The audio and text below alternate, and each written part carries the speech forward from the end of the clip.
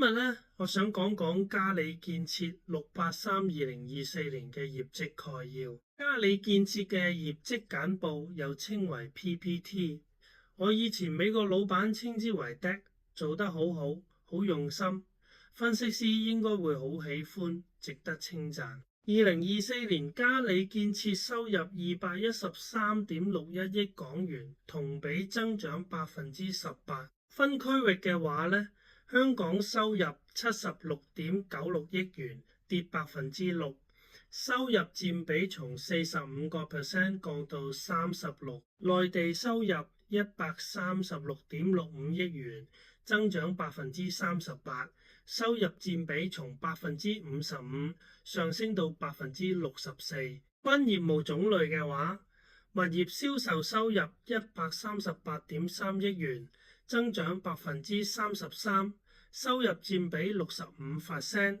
物業租賃收入53.5億元，跌2%，收入佔比25%。酒店營運收入21億7600萬元，跌4%，收入佔比10%。可以睇到嘉里建設2024年收入增長，從區域嘅角度係來自內地，從業務嘅角度係來自物業銷售。報表股東淨利潤8.08億元，跌75%。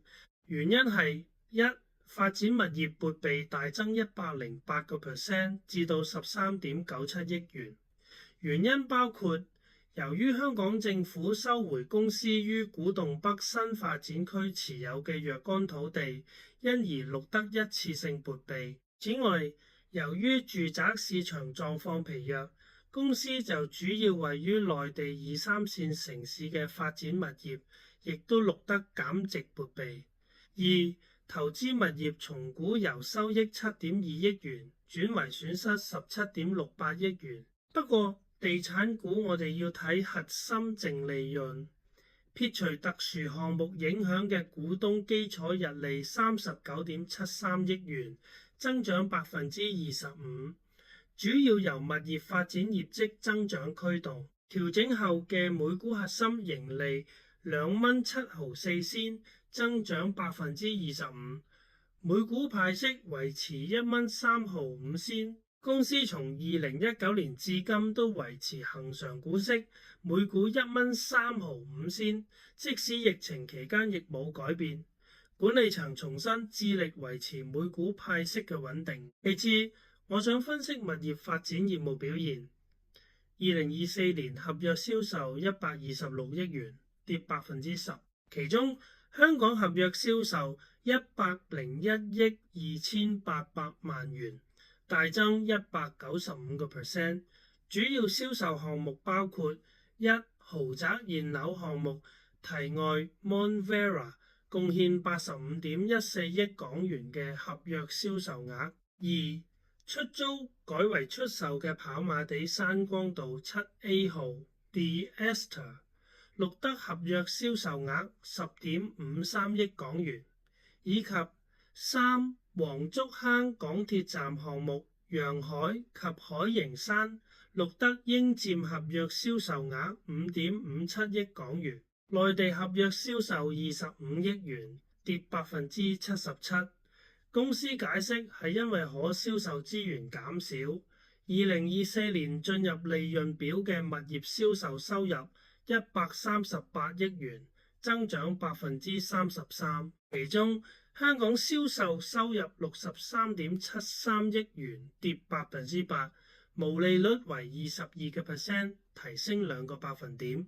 內地銷售收入74.57億元，增長116%，但毛利率從2023年嘅51% 大幅跌至11%，主要受產品組合變化以及銷售疲弱價格普遍受壓所影響。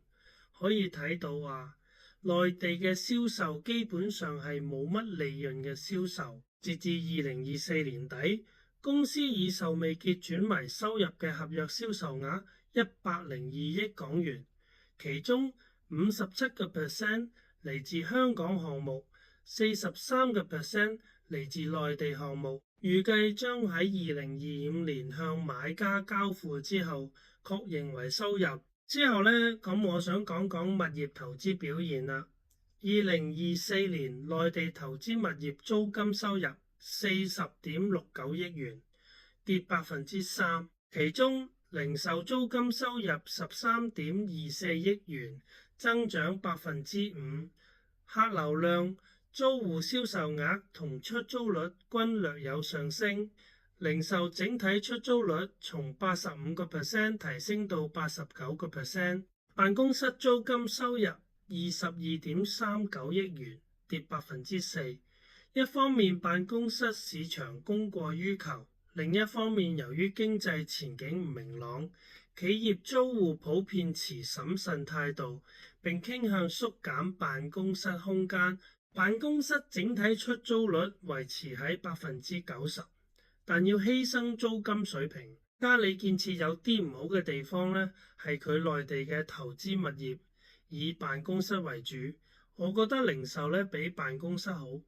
2024年內地投資物業嘅毛利率維持喺72%。2024年香港投資物業租金收入12.86億元，增長4%，其中最亮眼係嚟自中半山住宅組合嘅出租公寓，收入大增24%，出租率從89%提升到95%，零售出租率從95%提升到100%，但係租金收入跌4%，主要由於 MegaBox 部分樓層進行翻新工程，大約14%嘅可出租淨面積受到影響，導致收入有所下降。辦公室租金收入跌咗9%，一方面出租率從84%跌到78%，另一方面租金亦都面臨下調嘅壓力。2024年香港投資物業嘅毛利率從74%提升到76%。跟住呢，我想講講嘅財務狀況。目前市場對地產股嘅財務狀況係比較關注嘅。截至2024年底，公司持有現金及銀行存款共112.07億港元，減少26.38億元。借貸總額595.81億港元，增加44.5億元。借貸淨額483.74億港元，增加70.88億元，主要係由於支付上海黃埔項目嘅最後一批土地成本所致。淨借貸權益比率從34.1% 上升到41.5%。公司提出2年後將淨借貸權益比率降到35% 左右。其中一個底氣係上海旗艦項目金陵住宅項目1期同2期分別於3月同第4季度推出，預計2025年將實現200億港元以上嘅銷售額，按投資成本嘅收益率可達7到8%。最後呢，我想講講未來展望同埋估值嘅。